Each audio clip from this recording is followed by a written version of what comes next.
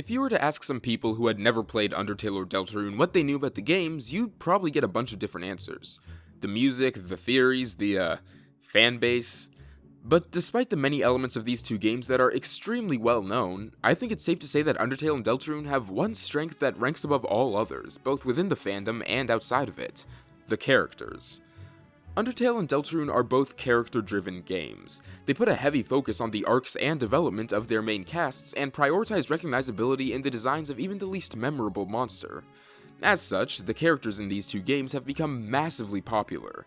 It's impossible to think that anyone on the internet today doesn't know about Sans, or that anyone who's been on the internet for the past 2 months hasn't seen Spamton. A large amount of Undertale, and despite being unfinished, Deltarune's characters have become mainstays in internet culture for the foreseeable future. But the question is, why?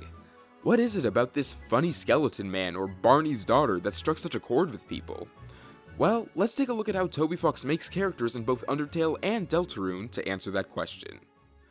One of the first things that you'll notice about Undertale and Deltarune's characters is how well designed they are visually. Each human, monster, and darkner are wonderfully distinct, and express their personality through their design alone. Look at Sans, for instance. His design is incredibly simple. Blue hoodie, black shorts, and slippers, which most of us agree are pink, but aren't actually pink in-game. It very much gives the impression of a laid-back, lazy individual, which is how Sans is 90% of the time. And because of how he looks, the juxtaposition when he gets serious is extremely strong, which is something that a lot of people found intriguing. Now compare him to Papyrus. He's much taller, more rigid, and is always wearing what he calls his battle body, giving the impression that he's much more serious than his brother. Granted, we know that he's just as much of a goofball, if not more so, but it's still important as it tells us what Papyrus thinks of himself at a single glance, and what role he's likely to play in contrast to his brother. These types of analyses can be done for dozens of the characters Toby Fox has created, as they all have highly recognizable designs representative of their personalities that fans can easily latch onto, resulting in the thousands of pieces of art dedicated to these characters. Take a look at Spamton, who's easily Deltarune's most popular character thus far. What's something he has in common with the rest of Toby Fox's characters? A simple, effective, and memorable design. He's a short garbage gremlin with a suit and some slick hair, and yet everyone adores him. Well, almost everyone. Something else that Toby Fox really nails with his characters is giving them a sense of mystery. There are very few Undertale and especially Deltarune characters that we know everything about. This once again directs us to someone like Sans. And, spoilers, by the way, if you somehow don't know about the character, though I don't know how that'd be the case. His past is a complete mystery. We know that he's a scientist, we know he worked with Alphys, and we know he came from somewhere else and desperately wants to go home, but apart from that, we have very few concrete details about the guy's past. Where did Sans come from? Why does he bleed when monsters are explicitly stated not to? How does he have such overwhelming knowledge about the nature of timelines, and why is he so powerful?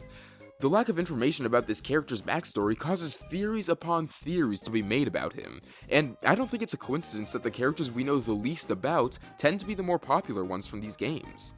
Ralsei, for example, is one of Deltarune's most popular new faces, and yet we know absolutely nothing about him.